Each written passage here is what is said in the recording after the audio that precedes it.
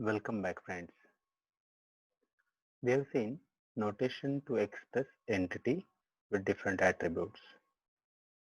Now we'll see mapping cardinality constants.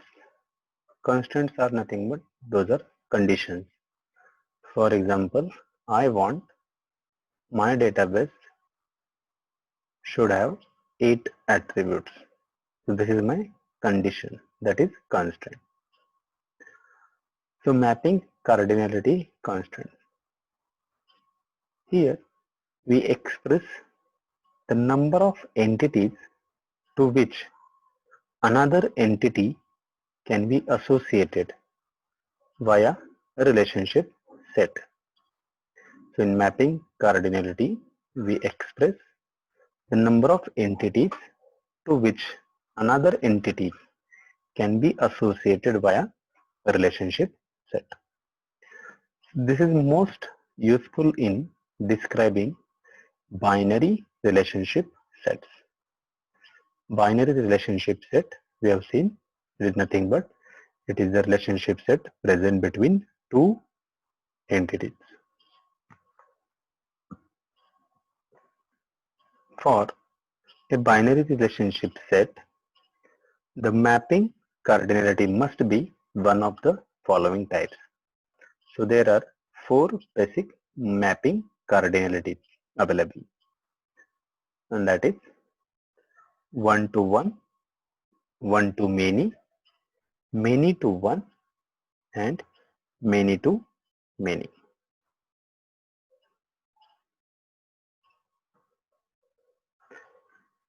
So here, if you can see the figure, so we have in figure entity A with its attribute as A1, A2, A3 and A4.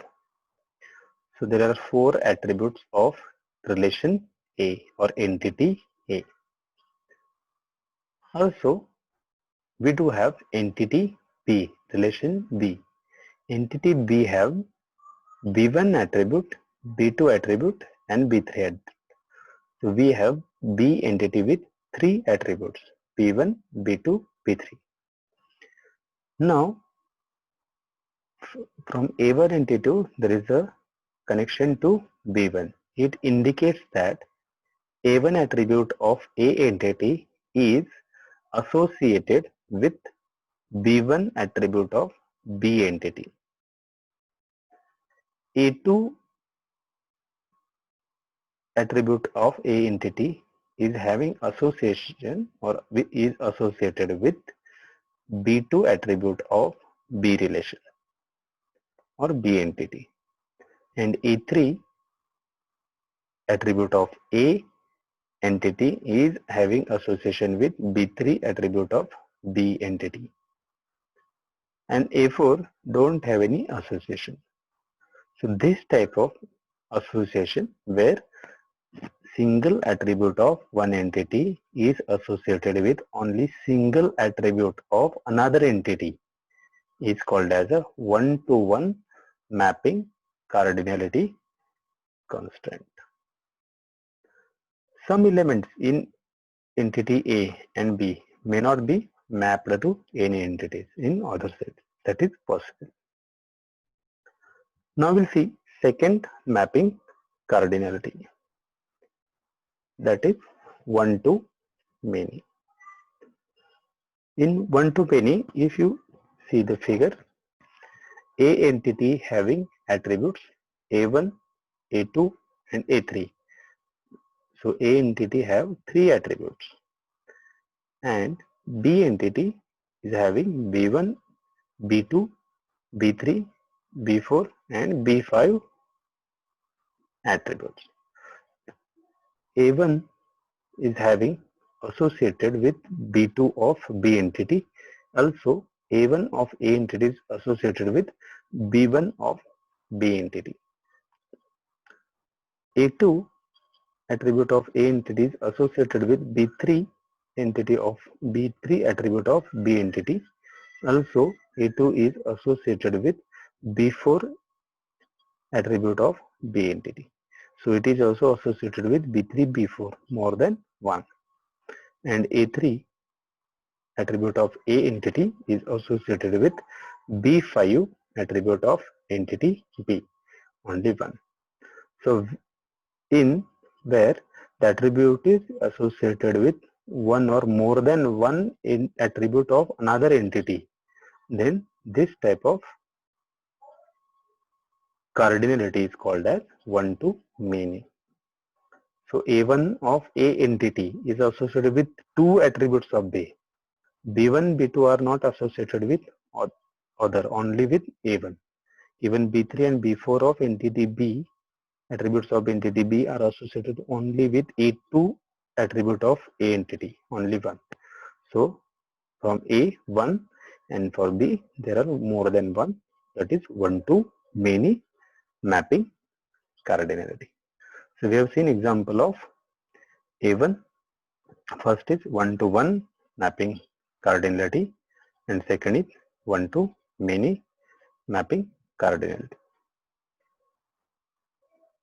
In one-to-one relationship, one more example we'll see, that is instructor and a student. So instructor is having ID, name and salary as attributes.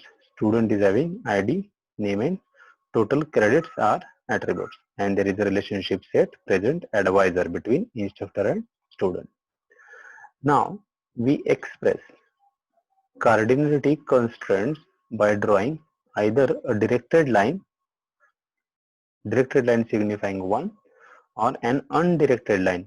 Undirected line signifies many between the relationship set and the entity set. In a student, so student is associated with at most one department via student department, or we can say student is associated with at most one instructor via the relationship advisor.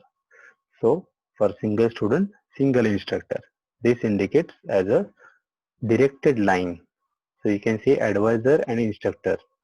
There is a directed line. Advisor to student, there is a directed line, and this indicates advisor is a relationship set between instructor and student, and the single arrow drawing single arrow, or we can say directed line. It indicates that instructor and student are having one-to-one relationship between them. For many one-to-many relationship between instructor and student. So here you can observe from advisor to student there is only undirected line, but from advisor to instructor there is a directed line. It indicates that an instructor is associated with several students via advisor. A student is associated with at most one instructor via advisor.